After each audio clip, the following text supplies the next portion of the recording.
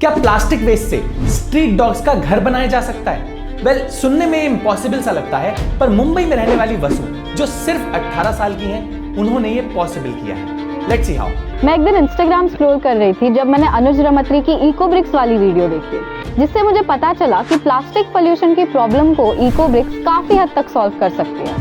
तब मैंने और मेरे फ्रेंड्स ने इको ब्रिक्स बनाना शुरू कर दिया। अगर आपको नहीं पता कि इको ब्रिक्स क्या होता है, तो हियर इज एन इंट्रोडक्शन। आपको कोल्ड ड्रिंक की प्लास्टिक की बोतल में अपने घर के नॉन रिसाइक्लेबल रैपर्स फिल करने हैं और तब तक फिल करने हैं जब तक ये बॉटल एकदम टाइट ना हो जाए और आपकी इको ब्रिक रेडी हो जाएगी।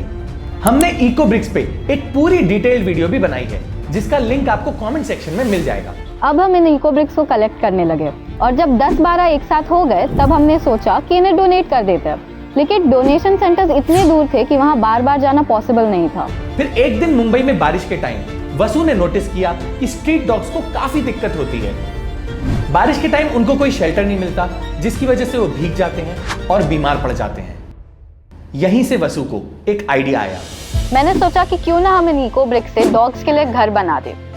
इस डॉग शेल्टर को बनाने के लिए वसु और उनकी टीम को 150 इको ब्रिक्स चाहिए थी, जो 18 साल के कुछ बच्चों के लिए अरेंज करना काफी मुश्किल हो रहा था।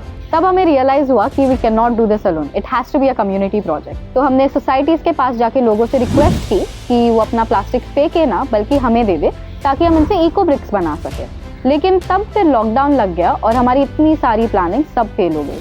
पर जिनके पास कुछ करने का जोश और विल होता है, वो एक्सक्यूज नहीं देते, बल्कि जितनी भी प्रॉब्लम्स आए उन्हें सॉल्व करते हैं। और यही किया वसु और उनकी टीम ने। हमने सब सोसाइटीज से कहा कि अपना प्लास्टिक वेस्ट हमारे आने से पहले ही बिल्डिंग में नीचे रखवा दे, और हम विदाउट कॉन्टैक्ट इस प्लास्टिक को कलेक्ट करते थे, जिसके बाद सैनिटाइज करके उसे 2 दिन बाहर बालकनी में रखते थे और फिर इको ब्रिक्स बनाने बैठ जाते थे। और फिर इन बच्चों की लगन देखते हुए कई लोग उनको अपने घर से भी इको ब्रिक्स बना के देने लगे, और ऐसे करते करते फाइनली उनके पास 150 इको ब्रिक्स तैयार हो गई। ऑलमोस्ट 1 साल बाद हमारे पास सारी इको ब्रिक्स आ गई थी और हमें भिवंडी में एक फैब्रिकेटर भी मिल गया था। लेकिन अब शेल्टर कहाँ रखे? हम काफी सोसाइटीज के पास गए परमिशन मांगने, लेकिन कोई भी अपनी बिल्डिंग में शेल्टर रखवाने के लिए तैयार नहीं था।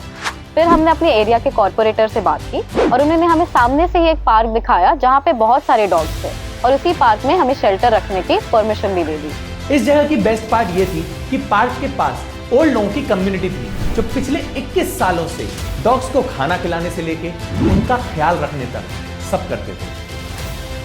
हमें ये जगह बहुत पसंद आई because we knew that our shelter was going in good hands. और अब वसु का अगला टास्क था इन इको ब्रिक्स से शेल्टर को फैब्रिकेट करना।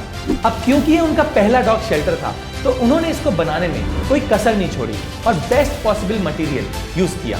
हमने 2 मेटल मैशेस यूज किए हैं ताकि द डॉग्स कांट चू ऑन द प्लास्टिक, और हमने एक पफ पैनल यानी पॉलीयूरेथेन फोम पैनल यूज किया है ताकि the shelter stage cool in summers and warm in winters. And इस सब के बाद हमारा शेल्टर फॉर एनिमल्स फाइनली तैयार था। इस डॉग शेल्टर को बनाने में कुछ 7,500 का खर्चा आया, जो इन बच्चों ने डिसाइड किया कि वो अपनी पॉकेट मनी से निकालेंगे। And that is just wow. अब इस शेल्टर में कई डॉग्स आते जाते हैं, लेकिन at once this shelter can house 3 dogs comfortably.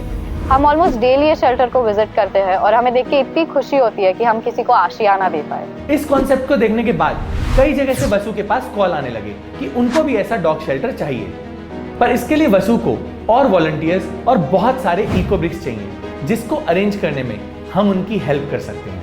हम ऐसे कई शेल्टर्स बनाना चाहते हैं, लेकिन हमें आपकी जरूरत है। हम चाहते हैं कि इको ब्रिक्स बनाना सबकी एवरीडे हैबिट बन जाए। जो प्लास्टिक रैपर्स आप कचरे में डालते हो, उसे बस बॉटल्स में डालना है। It's that simple. और अगर आप सब भी ऐसा कर सके तो हमें बहुत हेल्प हो जाएगी। वसु चाहती हैं कि उनको इको ब्रिक्स अगर बना के भेज दिए जाएं, तो वो इससे और डॉग शेल्टर्स बना सकती हैं, जिससे और डॉग्स को उनका घर मिल पाएगा। तो अगर आप इको ब्रिक्स बनाते हैं या बना सकते हैं, तो आप वसु को अपने इको ब्रिक्स इस एड्रेस पे भेज सकते हैं। ऑल्सो वसु से कांटेक्ट करने के लिए आप उनको इस ईमेल आईडी पे मेल ड्रॉप कर सकते हैं। ऑल्सो एक बहुत इंपॉर्टेंट बात है कि इन रैपर्स को वॉश करके और सुखा के ही बॉटल में इंसर्ट करिएगा, नहीं तो इसके अंदर मीथेन गैस फॉर्म हो सकती है, जिससे बॉटल फट सकती है।